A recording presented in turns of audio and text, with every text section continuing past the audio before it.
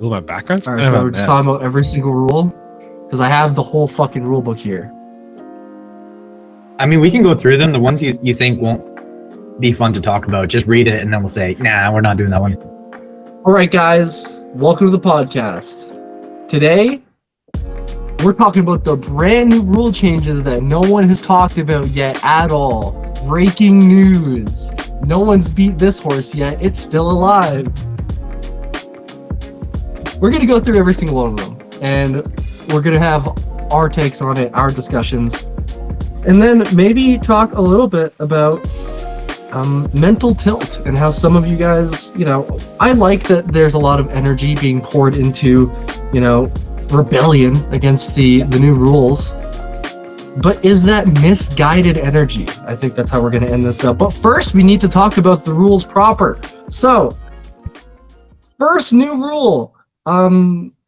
You need to submit your qualifying total 30 days out and no longer 21. Guys, how do you think this is going to affect the sport? Anyways, next rule. At international comps, each lifter will receive a participation medal. I think this one is going to kill us. I think this is the worst rule of the bunch. I don't know about you guys. I'm very against participation awards. I don't think fourth place should receive anything but getting yelled at by their coach. Why didn't you get on the podium, you fucking loser? Your guys' thoughts? Wait, is it every meet? Internationals only. Oh, internationals only. There's a justification for it.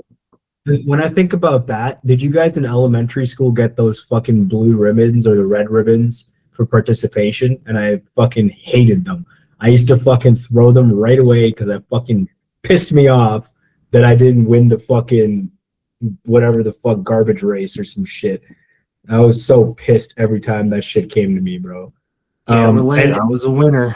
Yeah. All right. What's this guy talking about? Next rule. Next rule. All right, this one's actually this is the deadlift rule. The old rule was failure to stand erect with the shoulders back. What does that mean? I gotta stand there with a boner? New rule, the front bundle of the deltoid muscle should be placed behind the imaginary projection of the bar at lockout. It comes with a whole diagram. I'm sure everyone has seen it. I think that this is honestly a great rule. It took me frankly, I'm a bit mentally slow. It took me an hour to understand what they were trying to say because the diagram had fucking deflection angles and shit on it. Look, all it's saying, shoulders behind the bar, which is frankly better than what it used to say with, the failure to stand erect with the shoulders back. That's vague. Define shoulders back. Is that, biomechanical scapular retraction? Back behind the hips? Back behind what? Now it's just, look, if your shoulder's behind the bar, you're locked out. Honestly, this is less strict than what it used to be. Before, I would have referees argue with me that, the shoulders need to be back behind the hips, back behind whatever they said back was. But now you could probably get away with some very shallow lockouts, right? If you lean back just a little bit from that side-to-side angle, that imaginary line, as they say, you have a lockout, right? Your deflection angle has to be very, very little. So I like this rule. You guys? Yeah, I think some of these rules, they've just cleaned up the language a little bit. I don't know how much this is actually going to change things, but at least it's a little bit more specific. The only weird thing I got about this one, it's like bench depth when the refs started sitting in weird places to look for bench depth. If the refs now start changing, because they usually sit on a 45-degree angle from you, if they sit right to your side now because they're looking for if you're actually leaning back, now does that mean people can just have soft knees because the plates are going to hide your knees? So I'm I don't know. It's kind of it's going to be how it's played out. It's going to be dependent on if refs want to really look for this new rule. Are they going to sit and go oh, are the shoulders back? Oh, but I don't actually see the fucking knees. Shit like that. I don't know. That was the only thing I really thought was weird about it. I mean, I hated the verbiage of imaginary line. I think that pisses me off. If I had to ever argue with the jury about imaginary lines, I think I would lose it. But I think for the most part, I'm pretty happy with this rule. Now, the other rule that I'm not particularly fond of, this next one up, is blue cards on bench for failure to lock the arms before the start command. Whatever happened to getting a replace? Why are you just giving me a blue and setting me up for failure? Just tell me to rack the bar, right? This is before the start command. If I haven't locked my elbows, just replace. Tell me, lock the elbows. I get a chance. Now, the way I can sort of infer from this is you didn't lock your elbows, you're getting a start command anyways, and you're getting blues at the end, which I feel is, maybe this actually gives you potential for a 2-1 if the side refs don't catch it. But I feel like it also just doesn't give you a chance to rectify what used to be a sort of fixable error. You used to be able to kind of find the strike zone. How much bend can I get out of my elbows on this head ref? And now it feels like, look, you gotta maybe play with fire and guess and get a blue card, or just lock him to start with. I like that new rule. Whatever, man. I don't like it. I like it. I mean, as an athlete, you should be locking your elbows anyways. So, but aren't you? So you're only supposed to get the start command when you're in an appropriate start position, which is elbows locked. But if two of the referees don't think you're in that appropriate start position, then how will the referee give the start command? I don't understand.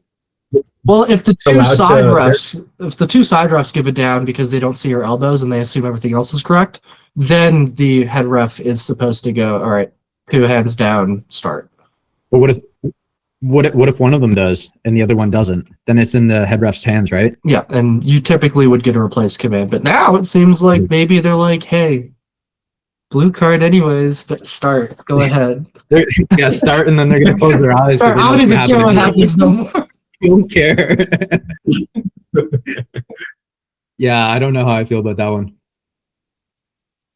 It's going to be, again, all these things are really, it really depends on how the refs implement it, which is what I hate about these rules, and even about the last rule change that happened. Too many things are left in the refs' hands to be like, this is how I interpret it, whatever it, so I can do this. And that happened where people are they're just coming up with shit on the fly because that's how they read the rule, because they don't actually hire real lawyers to write this shit. My hot take is I kind of like when the rules are a little vague, because then you get to game it. I like gaming the rules. I think it's part of the sport. I think it's part of any sport, is you read the rule book and you go, could I get away with this? Would it give me an advantage? Is it worth it? You game it a little bit, and I think that's fun. It shows a level of athlete expression, and it shows a somewhat mastery of the sport, because you understand what can and cannot fly, and then you kind of muddy the lines in your favor. And I think that just shows a level of athlete competence that, very strict and hard set rules tends to sort of negate. I guess until you're the guy with your head off the bench at Worlds, though. Yeah, fuck that. That's not here. That never was here. That's not a real rule, and it won't be. Anyways, new yellow card on bench. This is the hot one. Utilizing upper body thrust to initiate upward movement of the bar from the chest. Look, it's a heave, right? That's how they're defining it. Upward or upper body thrust. As much as even I minced words about it on my Instagram, being like, well, doesn't that mean, like my arms are upper body, they're thrusting, and we get all cutesy about it. We know what they mean, right? My issue with this, right, is if you're a brand new lifter and you do your due diligence reading the rule book and you don't understand the sort of culture and politics of the heave and the bench press and all that, is this worded in such a manner that you would then just go, what the fuck does this mean, right? If you aren't familiar with powerlifting, if you aren't like us and you've been in it for 10 years and you kind of know what they're trying to say and you're brand new, how would you interpret utilizing upper body thrust to initiate upward movement of the bar from the chest will result in a yellow card? Do you know what I'm saying? First of all, newcomers don't read the rule books because new kids don't like to read. Okay, well, what if they did? All right, what if let's assume good behavior. Hate kids. Every single episode is just going to be you ranting about children. Let's assume a grown man with kids, 30 years old, respectful and, follows everything. He reads the rules, doesn't know how to interpret, utilizing upper body thrust to initiate upper movement of the bar from the chest. Yeah, it's a weird rule to write. It's weird. Agreed. What I thought it was interesting about this, I've had 3 conversations with people who do this because they had to do this to get away from the bench rule. They start to sink to get bench depth, and now they're contemplating not even staying in the IPF because they're like, well, I don't know how to bench without this rule. Adam died. I don't know how to bench without this rule. Should we take a break? Or we keep going? The reason what I wanted to talk about with this rule is I had a few conversations with some people who are almost freaking out because they had to change to sinking due to depth. So they tried to sink their bench press to be able to hit depth and bench, but now they can't do that. So they're saying, I'm just going to leave the IPF because I don't know what's going to happen with the rule. So I'm really interested to see how people adapt. It's not a ban on the sink. It's not a ban on the sink. No, we're still on the same rule, right? I don't know what I missed. Yeah, we're still on the sinking, heaving, upper body thrusting, and lusting. I mean, I don't interpret the rule as a ban on the sink, though. Can we? Oh, you disagree with that, Mally? Well, I think you elaborate because I think people are thinking that they're banning the sink because that's the only way to get out of the sink is the upper body thrust. So I think elaborate on a push with the rib cage.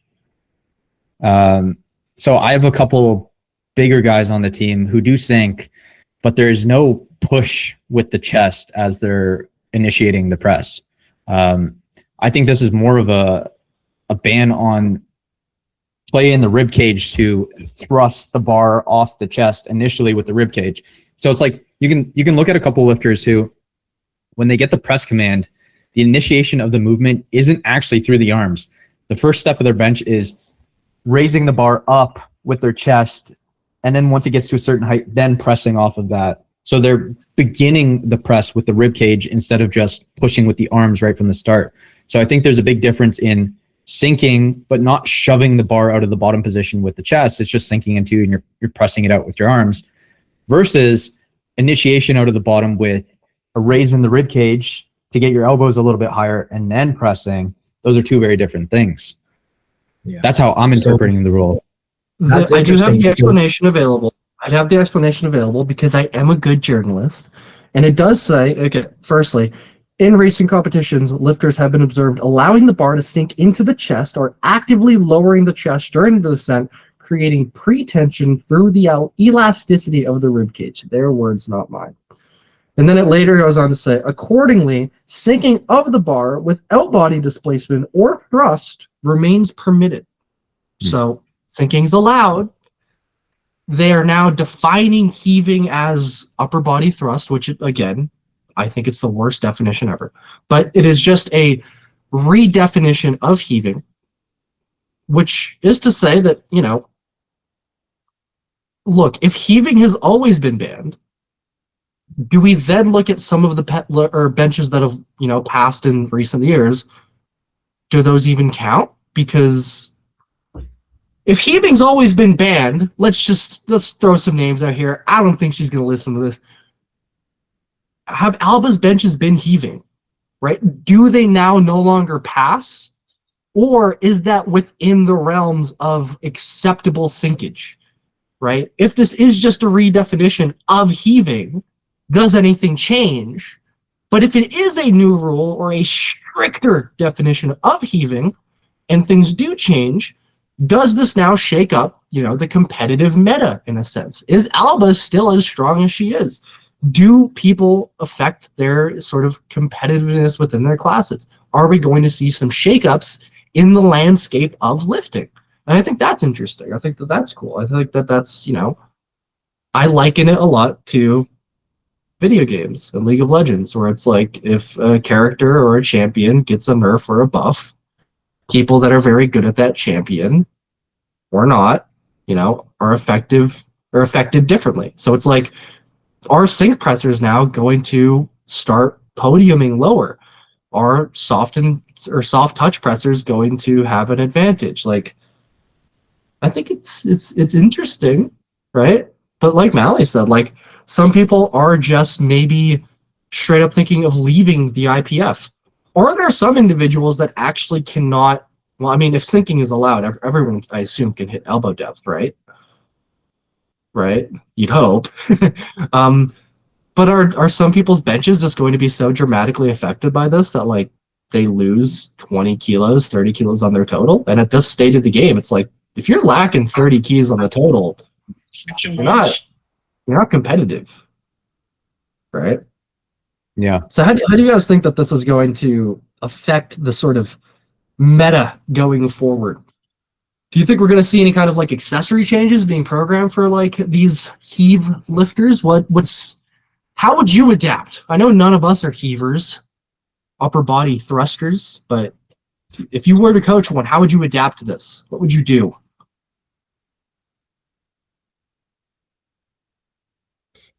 No one's gonna take that. I can't answer it. I'm putting the question out. Well, I'm feeling a pin press meta. yeah. It's tricky. Like it really depends on the individual and to the extent that they were using their rib cage to sink this lower. Pin press could be good. Some soft touch work could also be good. But again, it's like, what if you need that sink? Like, what if you need the sink to hit depth? Yeah, 100%. It does get really tricky. It could involve some grip manipulation as well. Slamming some more close grip work. It's tough, and everyone moves so much differently. So, Mally, what would you? Okay, guys, here I'll pitch it like this: like if you were coaching Alba, what would you do in that situation? Pin press I was just watching her bench, and if anybody's really curious of this, because the people who I had conversations with who are freaking out are not. It's not Alba. I don't speak to Alba, but they're not doing the whole rib cage compression. So I think it's interesting that Adam brought that up because I don't think people are actually understanding the rule completely. But with something like that, I feel bad for these athletes because they just spent the last year adapting to being like, oh, I can now. Bench depth just came out. It's maybe 2 years old. So they just adapted to how to hit bench depth. And now they have to adapt to how to not sink their rib cage. I think it's going to, I don't know. I've been thinking about it since it came out. I don't know how to coach it. I don't know what to do. I saw Sean Noriega kind of try to start play with it where he put his feet out further, I think, on the bench, and he's almost flatter a little bit, and he's initiating more of a leg drive at the bottom rather than so it doesn't look like he's using his rib cage to get out of the bench press or the touch. So it kind of looks like it's not really a rib cage, and it looks like it's a leg initiation. So that could be an interesting technical change. But I haven't really seen anyone adapt that much yet. We haven't had to. It's been like a fucking 3 weeks. I think the tricky part, especially with Alba, for example, is like, this is where I don't know if pin press would even work to solve the problem, is because she can't sink enough to hit depth without moving the rib cage down. Like the only reason that she was able to hit depth, like let's say she's keeping the chest in a sturdy position and just trying to sink into herself as much as possible. There's no way she's hitting depth. Like she was significantly bringing down her rib cage to hit depth. She doesn't have that ability to sink. She's too lean. So this might be one of those things where she genuinely might need to arch less. Like there might be some repatterning needed here. You know what I mean? Like I really don't think she could sink into herself without purposely moving that rib cage down. Do you know what I mean? And it's like, I don't know if pin press would solve that issue. She has no fluff to sink into. You could go fucking mega jab grip, reduce range of motion even more, hit depth, and then go up. I don't know how that would work, but that could potentially. What is this talking about, bro? How are you gonna go really wide? No. Hey, Okay. Joey Flex, if you're listening to this, don't listen to Mally. Don't listen to that. That was really bad. I really think the only thing things that would carry here would, one, a manipulation and grip. So like trying to figure out a position likely more narrow that would help achieve depth, or two, it's like we cannot arch so much. Those are really the only solutions I see. Like these are purely technical changes. Now, of course, you can program accessories to help support this position 100%, but I don't know if there's a way around with the amount that she arches with the new rule. And I Nick, do mean, you the think whole point, no, the whole point of these rules initially was to try to reduce arching. And I think that if you aren't, I mean, I'm preaching to the choir here. I don't think there's anyone that's going to listen to this podcast that doesn't fall in this category. But if you're not, a competitive powerlifter, it feels really weird to not arch maximally. Like if you've been arching maximally for years and you suddenly try to reduce it, it feels odd. It's not just like, oh, I'm not arching as much. It's like I feel loose. I don't have like Adam said, tightness, stiffness. I don't feel like, I just feel loose. I feel like my ass is gonna kick a mile off the bench. I don't feel wedged in. So it is not as simple as just say, arch less, bitch. Like, as people online want to say, because that's what they'll say. They'll be like, just arch less. It's like, dude, that is the hardest ask. I would almost do everything else before I had to just arch less. I think I will back my initial point of I would probably play with grip. I would try and keep the arch. Yeah, I would Bring the really do grip. that. I think that's the only option, which is what I think I initially said. It's tricky, especially for those leaner lifters. It's like you can't sink your way out of it anymore, right? Like there's no. The thing is though, is that we found that like even bringing the grip in, the elbow doesn't really come deeper down. Like unless you flare really aggressively. So like, what I would look if I had to program for Alba, I would probably also just find a grip width where we can flare and try and get the elbow down.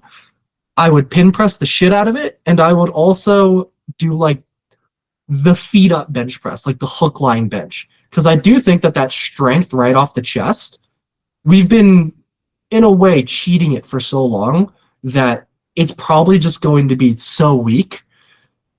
That's maybe the two big variations I would look at, but it's a tough ask. Wait, so I think I'm starting to see your point of view now with the pin press.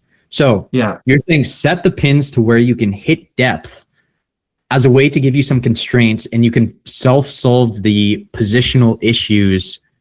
And then just build raw strength off of that really weak point. Yeah. Right? Like this is where depth is. Now figure out a position that you can support it. Yeah, I'm feeling a heavy pin press meta. I'm feeling like a super heavy pin press meta here.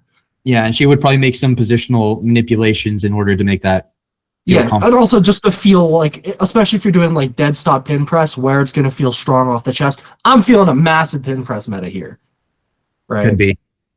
So possibly bringing the grip in, some pin press might solve it up. Maybe some hook lying if like it's really weak off the chest. But this is the most interesting one by far of the rules. I think everything else that we're going to go through is kind of just like, it really falls into the old men yelling at clouds. So we'll probably just quickly run through it. But this is the big one. And I think that this is kind of what I want to talk about when it comes about like mental tilt and meta changes, right? Because I'm on my big League of Legends kick. New season just came in for League of Legends, which means massive amounts of changes. And the people that have been able to just view it as, look, this happens every year, you adapt, they're playing very well. And the people that are like, this is not how I'm used to playing at all, are just fucking floundering. And they're using all of their energy to bitch and moan about it on, YouTube and Reddit and all that jazz. And they're not getting any better, right? And, it is sort of this idea that like, I truly do believe you only have so much energy. And if you're going to use a finite amount of that energy bitching on Instagram about the new rules and not getting better, it doesn't help you, frankly. I mean, in this case, we were able to get the rules pushed back. Maybe there will be some revisions. So I think to some degree it does help to sort of push back against, something political of this nature. But I think that you should always reserve a good amount of energy here to just go, look, if nothing changes, I have to change, right? If they're not going to revise the upper body thrust, let's be honest, they're probably not going to revise the upper body thrust. Some of these things might change. I doubt they're going to say, actually, fuck it, you can heave, right? So we need to start allocating some of that energy from posting on social media stories to now, all right, let's start pin pressing. Next rule up. You can't wear knee sleeves under your singlet. Was anyone doing that at all? I could have been doing that. You had the long-legged singlets. You can no longer wear knee sleeves under the singlet. Damn. And the technical controller will verify that. This one's kind of cool. You don't have to wear deadlift socks if you're wearing a long-legged singlet. Guys, I think this shakes up the meta so hard. Now, without the deadlift socks, you might have like 1 more millimeter you can play with without friction. You can get the bar so much closer. We're gonna see massive deadlifts now. Do you think the long-legged singlets have some benefit to them? No. No? I've heard some talk about lifters bunching up the legs behind the sleeves. Like building up the material behind the knee sleeve is adding some potential additional support there. That's word on the street. That's why I hear people are wearing them. That's crazy. I haven't actually worn one because, okay, I feel like this is a hot take. I think they look goofy. I get the whole point of them is to have more like inclusiveness in the sport. I love them, right? I think it's great that people, of different religious and ethnic backgrounds can now wear them, or just, anyone that wants to be more comfortable on the platform. Awesome. But personally, I just think the short-legged ones look way cooler. If I get to choose between the two, I think the long-sleeved ones look kind of funky. Which I agree, which leads the question, why are people wearing them? And I think there's maybe a little power up there. Hey, it's just what I've been hearing. I hear there are a bunch of leggings behind those sleeves. You guys start seeing Nick in a fucking long singlet. Like, I get to compress it. I kind of want one just because I used to deadlift in leggings and it felt so good. So I'm tempted. I am tempted. But I also think that like anytime I've had fabric under my knee sleeves, it feels fucking yucky. I hate doing workouts with it because rolling it down and back up, it feels weird every time. It feels different every time. I keep my sleeves on. I don't roll them down. Oh, okay. All right, this is a really big rule. This is massive. This is a huge change. What? I can't believe they put this in here. Your shoes must be properly fastened when the lifter's on the platform. You have to tie your shoes now? This is a massive nerf for supers. Supers can't tie their fucking shoes. How do you expect any super heavyweight to make it to the platform? Dude, they're fucked. This is a huge change. Is the era of supers over? Heaving Anyways, now this? Are they allowed assistance on that? Are they allowed assistance? It doesn't say. Uh-oh. I was a TC. You are allowed assistance. I think this is so funny.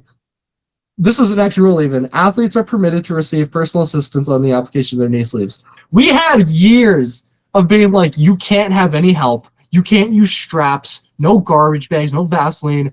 If a TC comes up and says, take your knee sleeves off, you have to and put them back on yourself. Then we had the whole stiff sleeve debacle. We were like, no more stiff sleeves, only sleeve. And then this year they said, you know what? Do whatever you want. We don't care anymore. If you want to have your whole coaching team get the garbage bag on with Vaseline and rip an XXS Inzeron, we don't give a fuck. Do whatever you want. I talked about the rule change with someone, and they sent me the funniest video ever. I think it was from a couple years ago. But this lifter on Team India, he duct taped his leg. Yeah. He just slipped his knee sleeves over, and he got caught by the TC. So you just see him peeling off the duct tape around his knee. You can do that now. Yeah, they had years of this, of people doing shit like that, and now they're like, you know what, man? Do whatever you want. Wait, I think can, it's so wait, funny. how do you get them off? Can someone help you take them off? Yeah, I would man, assume- you can just have personal assistants and anything you want now with the sleeves, which is crazy. They Well, I'm putting because Right, every right. other rule that we're gonna look at here is very much like old man yelling at clouds, right? Like we know the one, no chains on, can't walk over the bar, can't lift it further back, but sleeves, we don't care anymore. I just think that this is such a funny switch up. I mean, look, maybe there is a meta change here. We're gonna see more XXS smalls, you know. We're gonna see some dumb shit in the warm-up room. Yeah. We're gonna see some bullshit. I'm kind of excited for this one. I want to see because you know that this is gonna get really bad at like local meets where like you have some junior that's like, I just bought these A7 rigor mortises. They're 3 sizes too small. We're gonna see a lot of chopped up knee sleeves. I think is actually gonna be it. We're gonna have these sleeves that get tugged on with the assistance of like 3 people, and at the end of squats they get cut off. So Cautionary tale though, tighter knee sleeves are not always better, especially if you can't feel your legs. anyone's gonna read this like that. It might not work to your advantage, so proceed with caution. In my opinion, if I was a conspiracy theorist, I would say that this has actually been put forward by all the knee sleeve companies to sell more sleeves. Because you know people are going to be cutting off their sleeves now. If you let them put on anything, they're going to put stuff on they can't take off. So yeah, that one's honestly, I think it's a bigger change than people make it out to be. I think that one is going to allow for some, you know, we're going to see some tight sleeves. Now here's the big one. Here's the Russ rule. Necklaces and similar accessories must be properly secured underneath the t-shirt and should not be placed in the mouth at any time when the lifter is approaching or on the platform. And the explanation for this measure supports athlete safety while promoting a positive public image of powerlifting in broadcast, streaming, and audience settings. This one's a load of shit. I think this is the only one that everyone is banded around and like, this is a load of shit. I'll even play devil's advocate and say, look, they should have banned necklaces on bench because it can cut up the vinyl a little bit if you wanted to ban it on anything. Or like for athlete safety, it might choke you out a little bit. But like anything else, this is just old men yelling at clouds, right? This is just the IPF committee getting cranky. You know, track and field allows necklaces. Usain Bolt holds a cross in his neck every time he runs, and it's Usain Bolt. I don't think anyone's ever looked at Usain Bolt and been like, oh man, that dude really has a bad image for Olympic sports. I would be a much bigger Usain Bolt fan if he didn't have a chain in his mouth. Just to clarify though, like you are still allowed necklaces, you just can't showcase it, right? They must be properly secured underneath the t-shirt. So yeah, you could have mad bling under your shirt. Just rocking Cuban links under the SPD. You can do that. Yeah, thumb rule. Emali, you want to say anything on the rule? I don't know why people put chains in their mouth, but if they feel cool, I feel bad that they can't do it anymore. Don't you do it? No, I Like, don't I've put them definitely in. seen you with the chain. While actually doing a set, no way. I think it'd be fucking weird. I mean, yeah, I'm scared of screwing up my teeth, but I had a nightmare last night. I had a cavity. It was scary. This one's long.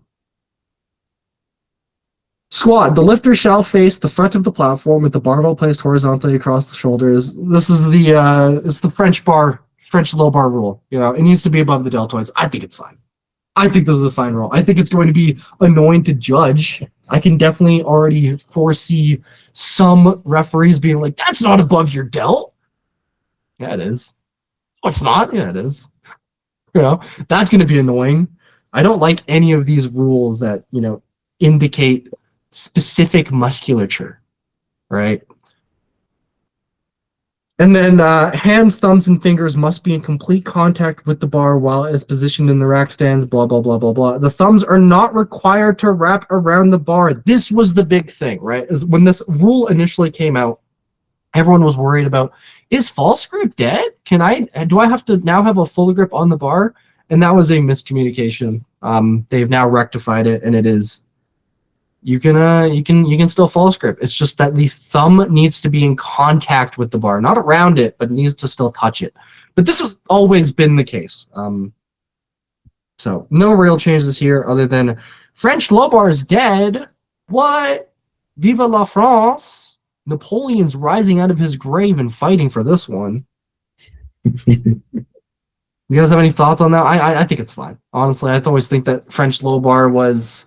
We always kind of knew. We've all had thoughts on it as like, this is definitely something that feels a little like it's going to get pushed at some point. It's definitely felt exploitative. So yeah, it's a weird rule. I just think same thing as you said. The implementation is going to be interesting.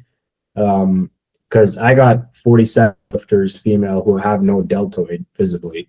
So how do you tell them that it's not below their deltoid? So I don't know. That one's going to be weird if ref doesn't see the fucking, like, we all have the ball on our fucking deltoid, which we can feel when we go into low bar spot where it kind of sits perfectly on top of. But some people just don't have that shit. So I don't know. do you think rear delt flies, or is it going to become the new meta just to like showcase a bigger rear delt? So there's no, I think it's like, no, ref, you can see it. Look at my fucking. Doing rear delt flies. And then the other big squat change: lifter no longer allowed to walk out the front of the rack. Rationale for this is it gets in the sparrer's way. Guys, I don't know how many meets you've spotted at. I've probably spotted and loaded at this point over 30 sessions. I'm going to be honest with you. I like it more when they walk through the front of the rack. It speeds it up. It makes it easier. I hate this rule as a spotter and loader and as a lifter and just as anybody. I think that this is... I kind of hate this rule more than the necklace one, to be honest with you. Because the necklace rule, they at least give us a bullshit explanation. And they're like, it looks bad. No, it doesn't. But then this one, they're like, well, it speeds up the meet. No, it doesn't. You're lying to me now. Now you're trying to piss on my back and tell me it's raining, and I don't enjoy that. Right? Look, the back spotter tends to be the platform manager, and they tend to be the ones involved in changing the rack position. So when the lifter has to then backpedal away, and then they usually go look at the lights, and then they go, the back spotter has to wait. Whereas if the squatter just goes forward, they can just follow them through to the racks and switch it. It makes it marginally faster. I just don't understand why is the IPF... Obviously, this has to do with celebrations. This doesn't have to do with this bullshit. No, there's a whole other rule for that, Mally. This is just... No, I know, but they also just don't want people to walk in the front and be like, woo, or what Russ does or what Delaney does and dance in front of everybody. I just don't understand what they have so much against people celebrating. Like, if you compare it to the Olympics, and they so want to be in the Olympics, weightlifters celebrate. Weightlifters are fucking jumping and doing crazy shit and having fun out there and showing their personality. Why do we have such a fucking big problem with this? I don't understand what these old folk in the IPF are doing. Mally, it's like every episode when you say, I hate kids, people like you got into power and they're now utilizing that power. And it's as simple as that. It's old people that are seeing shit they don't like. Just don't go out there and do some racist shit and it's all good. It's just, I don't know. It's actually not on the rules. It doesn't say anywhere like no, non or no racist shit. So hey, yeah, put that in there. Someone's got to do it first, and then they'll have to put it in. We'll quickly. Okay, on bench press, the lifter is not allowed to enter the rack from the head side of the bench press rack. I think that's been a rule actually for a year or two now. I don't think that's new. And it's weird anyways. I don't like people to do that. It's fucking odd. So it actually says his hands. I'm going to say the lifter's hands.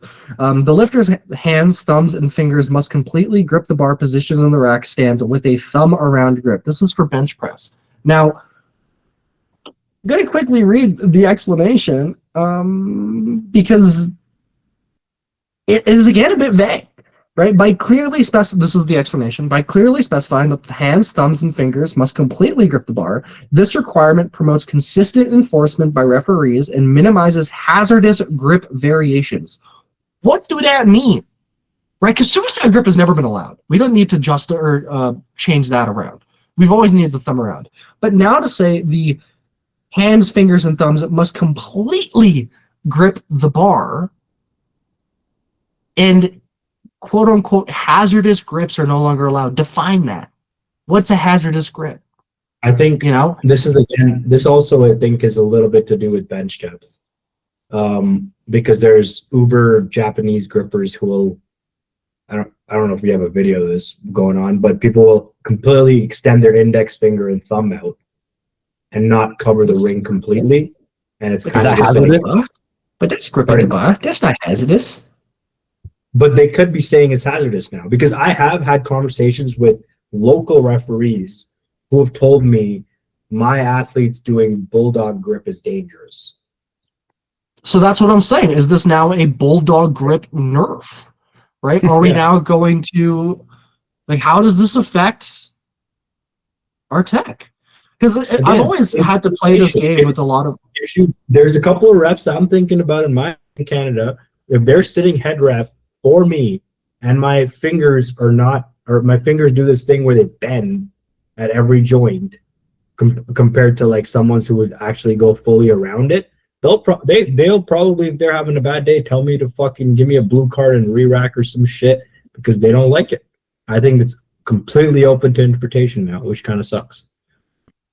Yeah, so I think that the meta adjustment is sort of like, look, it's always a game I've played with a lot of my athletes when it comes down to like these sort of more vague interpretations where it's like, do you want to change your technique to be more clear, right? Or is that a risk you're willing to take? Is it something you're willing to gamble? Where it's like, I feel stronger maybe with this bulldog grip where it's like just the tips of my fingers are in contact with the bar.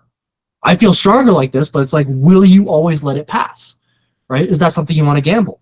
I think that's now a conversation that athletes need to have with themselves and maybe coaches need to have with their athletes.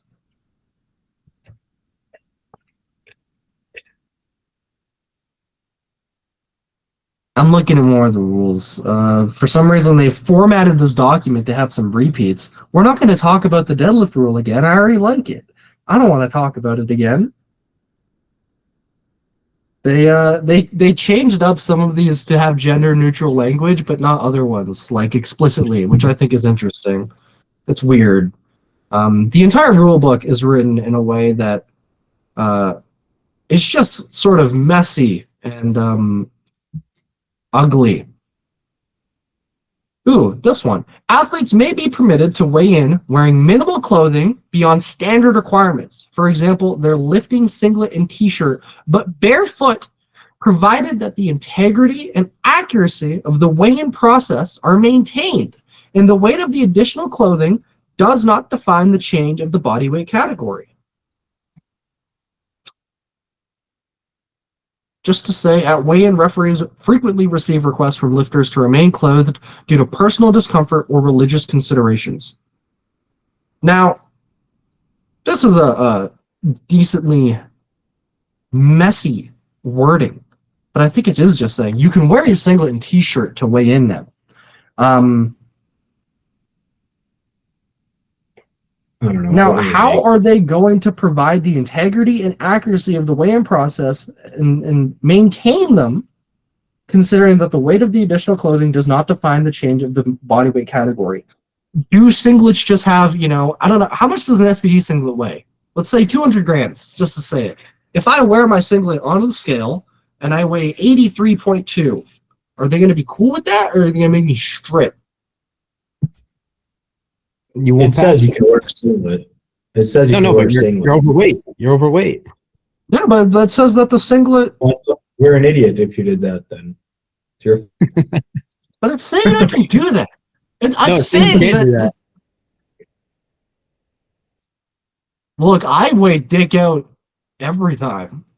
If I signed up Yeah. for 93s as an 84, I weigh dick out. So this isn't a rule for me; it's a rule for thee. I think that this is something that I don't have a very clear understanding on. But if I was someone that didn't enjoy the weigh-in process, I think they would just want to further stop. investigate this one. I think they just want to stop people from trying to make a weight class above by wearing like 5 hoodies or t-shirts and trying to weigh in. Is That's, that a I think, problem? what they. People doing that? I Yeah, don't some know. people do that. Some people Really? do that locally. Yeah. Yeah. I actually had a lifter who did that because she wanted to get a bunch of records in the class above. But she was really light. So yeah, people. Don't dox her. What? Don't dox her. Don't say the name. No, I won't say the name, but yeah, no, I have had an athlete do it, and I told her to do it because I was like, it's allowed. Who gives a fuck? So yeah, I think it's completely fine. It wasn't in the rules. But you Damn, can't. that's crazy. I've never heard of lifters doing that. There was one time I saw Larry Wheels pound like 4 liters of water before his weigh-in because he wasn't heavy enough to make the he signed up for. That was OG. I've had to do that before. This one, kind of interesting if you're a very high-level competitor, especially one that likes to bitch. In competitions where designated international broadcast partners are present, the interval between disciplines, squat, bench press, and deadlift, can be adjusted as needed. So if you're at the World Games, maybe this means even shorter rest times. Maybe it means longer, but maybe even shorter. They're not going to like this one. The supers aren't going to like... Again, this is just a whole list of super nerfs. The age of supers is dead, right? Can't tie your shoes. Can't rest between disciplines. Man, rough. This next one, too. Athletes' hair should be fixed in such a way as to not interfere with the referee's ability to judge the lift. I think this is fine. I've seen people bitch about this one online. I've seen people be like, the IPF's too far. I have to braid my hair. I saw one person on Reddit be like, I don't look good with braids. Honestly, shut the fuck up. Honestly, if you aren't willing to tie your hair back for a meet, just leave. Just leave. Like, this one is fine. You've always had to do it on bench anyways, and like with squat, it does interfere with the front judge's ability to look at things if you have long hair. Maybe even with deadlift, but it's fine. It's fine. Anyone bitching about this one, go back to that whole idea of like mental tilt. This does not matter. Just tie your hair up. You're gonna see people bitch though.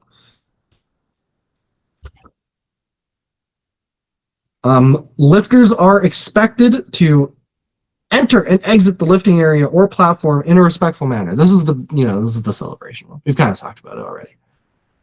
It's just it's Mally in 20 years when he makes the IPF exec and he sees someone do a backflip and he goes, I don't like that. I don't like that. Shut that down. Shut that shit down. Look, this is just enforcement for the sake of. I don't think that there's anything we need to add to this one. This one has been appropriately, in my opinion, beaten to death. And because these rules have been sort of delayed in terms of their implementation, I do want this one to be reconsidered heavily. I think that if there are 2 rules that I heavily disagree with here, and it's just because it interferes with athletes' expression, individuality, it frankly makes the sport more boring to watch, and it just feels like a overreach of, power, frankly. It is the celebration. Here's my suggestion for a couple of these rules. The necklace, front of the rack exit, and celebrations. And we see this in other sports. Sure, you can enforce these rules as you wish, but instead of it resulting in a no lift, just give them a little fine. We see this in sports all the time. There's football players who want to express themselves with something that's technically against the rules. They're still allowed to play. They can still compete. They just get hit with a fine. You know, if I want to wear my necklace outside my shirt, charge me 50 euros for it. Maybe it's worth it to me. If I walk out of the front of the rack celebrating, charge me 50 euros, but like, let me celebrate my lift. Don't take it away from me. Just give me a little fine. So it will keep a lot of lifters away from doing these things, right? Because they don't want to be charged 50, 100 euros, whatever the situation is. But if it means that much to you, let them have it. Just hit them with a little fine. They do this in all kinds of sports. It doesn't disqualify you. You just got to pay up a little bit. Taking a lift away for that is crazy to me. I like the fine right here. A little baby fine. Yeah, that's actually really cool. Because then you also get some swag. It's like, imagine Russ gets hit with like 1,000 euros at the end of Sheffield, and he's just like, yeah, fuck it, flex. 130. I like the fine idea. If anything, if the IPF's trying to make a little bit more money too, look, here's a little bit more cash. You can take it from your lifters. Let people express themselves. Yeah. What if they just take away your chain? Like that's the fine. They just steal it. No, some people would keep the death over their chains. Moment, like you guys have been in the moment. Like when you're in that moment, you don't know what the fuck is going on. Like if you hit a record, you hit a win, you don't know the celebration, the emotions that come out of a person. Like, how do you control that? Now I'm not even thinking about the lift. I'm going, don't fucking celebrate if you win. Don't fucking jump. Just walk out and leave. So Russ actually on a video talked about how he plans out his celebrations. He actively thinks about them beforehand and sort of acts them out in a way. So that way, when it does happen, he can, in essence, clip farm. And I saw this on Reddit. Okay, you know I love my Reddit, my upvotes and my Reddit golds. And people are like, man, what a fucking loser. I'm so happy that won't happen anymore.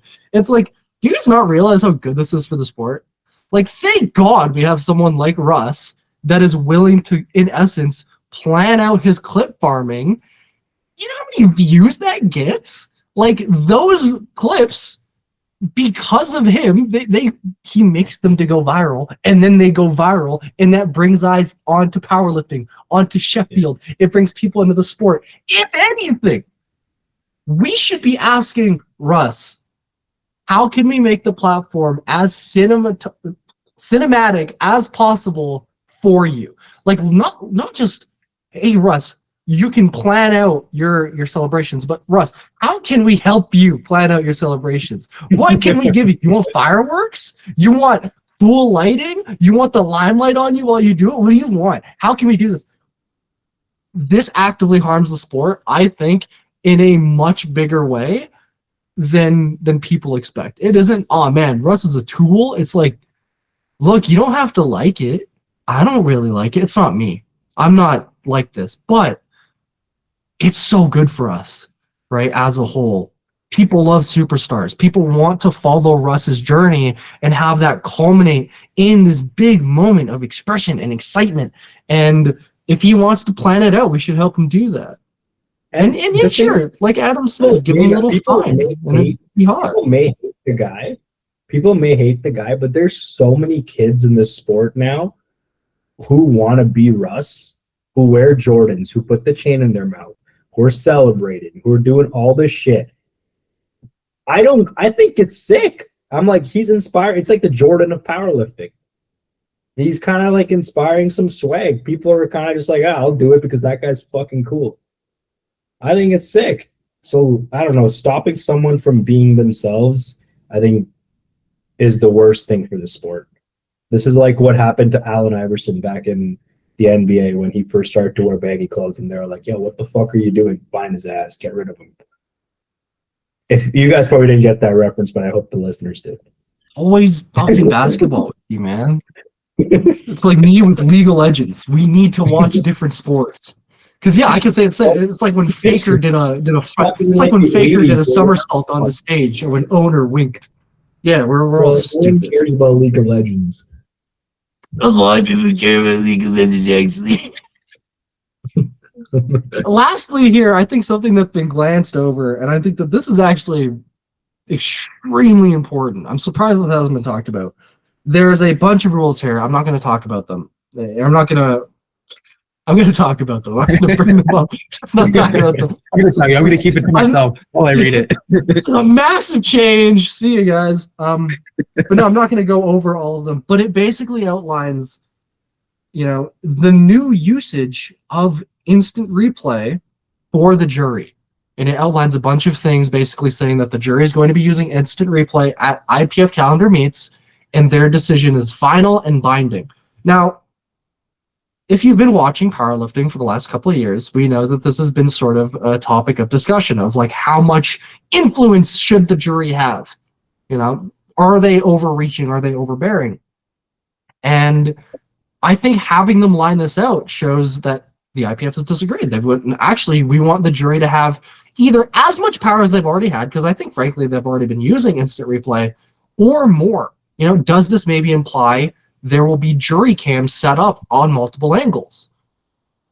Does do the 3 initial refs become redundant? Like, what do these rules imply in the future? Are we basically going to just see these instant replay dominated jury competitions, right? This affects lifters, I think, way more, and the sport in general, way more than I think people are able to give it immediate credit for. I think that the next Worlds, I foresee multiple jury cameras, the referees being almost useless, and the jury just stepping in constantly and consistently, more than they tend to, more than they have, even despite, the general attitude being that the jury is overreaching and overbearing. I think would be. Sorry, what'd you say, Adam? I said the gamers are gonna hate that one. People trying to get their little extra inch in and maybe trick the referees. Well, now, sorry, buddy. Maybe quit the game. Yeah. I think what'd be really cool is if the jury, I don't know if this will probably slow down the comp a little bit, but if when the jury overturns a lift, there's one guy or girl who come in and they give a reasoning of what happened. If it's like excessive celebration or we don't agree with depth, be like, it's actually been overturned due to depth. Done. If the jury overrules my lift for excessive celebration, I'm blowing up the entire venue. They can do it right now. Nick is banned from all IPF competitions after this podcast. What do you mean I celebrated excessively according to jury replay? You didn't see it the first time? This place is exploding. Yeah. But yeah, I think it'd be cool if they could come in and say what happened. Like, I don't know. I'm just trying to make it more dramatic. I want it to feel like I'm watching a movie. I think they're doing so many things for viewership, but they're not doing enough for viewership. I think they could improve it. They should be trying to deliver powerlifting to a dad on a couch drinking a bunch of beers who's just watching sports. That's how we should be delivering powerlifting. I don't hate the jury. I just think that they're utilized too much. Because I agree with you. I think that the jury could have, if we're just to look at this from an entertainment and viewership standpoint, there can be jury moments that are very dramatic, right? But only if they're rare. Can you imagine, there's no jury intervention up until third polls. Someone goes, they pull for the win.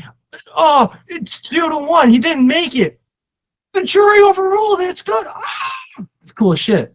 But if the jury is intervening on every single attempt and we get to third polls and the jury are overruled, I'm blowing up the venue. I just got a fucking revolutionary idea. Stop blowing shit up. I got a revolutionary idea ever. It's about to be the worst thing you've ever heard. So there should be, this is how it should work. The lift is done, right? There's a second, the 3 refs have to press a button, whatever, like red or green. I'm not a fucking ref. I don't know what they press. Green? But they press yes or no, right? Is it a yes or no? I don't fucking know. They're pressing some shit. It's a white, a red, a blue, or a yellow. Listen to my revolutionary idea.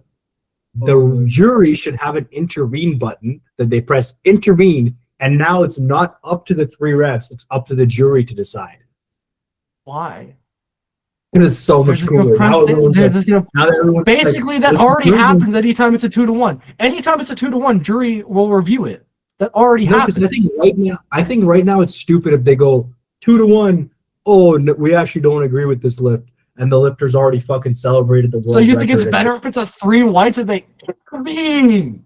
And I saw no his one necklace sees. peek out from No, his if- collar. if- Kill if that they man. press- No, if they press the intervene button, no one actually knows what the 3 refs thought.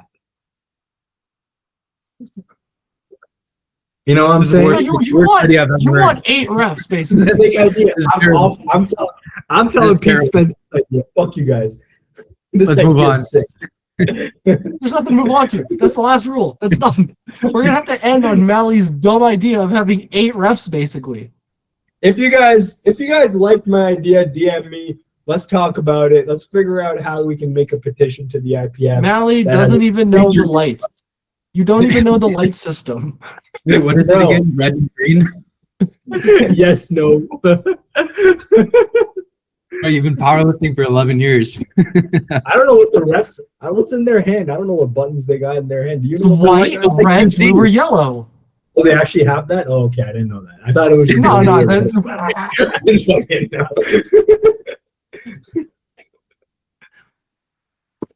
Never looked at the remote, bro. No, It doesn't Molly, they work. actually send their judgment back through Morse code, and then someone interprets that and puts the lights on the screen.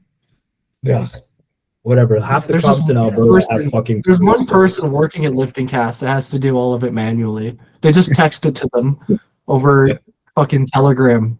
Yeah, but there was an intervene button. Now they don't have to do that. I think you're right. Yeah? Actually, Yeah. I think you're right. Yeah. Anyways, those have been the rules, and I think that I got to touch on my idea of sort of mental tilt. You know, this to quickly wrap it up. It is just sort of this idea that like some of these rules are going to be massive shakeups on the meta, and some of these are a genuine overreach by the IPF to just exude more control for what? We don't know. I mean, we can maybe psychoanalyze and be like, these people, they've never had power before and they want to use it. Who cares? Right? So it's good that there is some community pushback against some of this because this is a sport that, you know, is built and dominated by the community. We should have some say in it. But to some extent as well, I think some of these are good changes for the sport. And sometimes change is just good in and of itself. And because we are a new and growing sport, there will always be changes. In any competitive endeavor, people will find exploits, and those exploits will eventually be patched, right? As heaving is, frankly, right? It's probably the best thing you can do as a lifter to, you know, perhaps have some amount of energy put into going, I don't like these changes, we should fix them. Because frankly, that will help you out if it works out. But if it doesn't work out, you should have a good amount of energy in reserve because you only have so much energy to work on the new rules as they're laid out, right? Because like I said, they're probably not going to rectify or not rectify, but, you know, come back on the whole heaving thing on the French low bar. So let's not bitch about those. Let's just move on with it. You got to get good again. You got to get better. Pin press meta, rear delt fly meta. You know, if you're super heavyweight and you can't tie your shoes, I don't know. You're fucked. It's over. There's no meta. It's done. Yeah, that's the rule book change. I think that it definitely covers everything. For how to become a different levels of referees. Who gives a fuck about that? You're right. I didn't go over how national referees, I think, can now be technical controllers. I don't think anyone cares. Hey, if you guys care about that, comment up above, down below, and to the side, and we'll make a whole episode on just that. Right? What gives a shit about Nat refs can be TCs? Come on, half the people don't even know what that means. But yeah, I don't know about you guys. I think after hearing all these rules, the IPF is dead. I'm going WRPF now. Dead. Yep. I quit powerlifting. Actually, I'm done. Nick didn't do his outro. Anita. All right. Next episode, we're going to be talking about League of Legends season 26 and the changes there, and how you probably should be backing much more often. Tempo is a lot higher nowadays because of the home guard changes. So if you're staying in lane and greeting too much, you honestly can probably back after every cannon wave. You want to play stat check all the Wrap it time. up. End the Check recording. the Just turn it off, bro.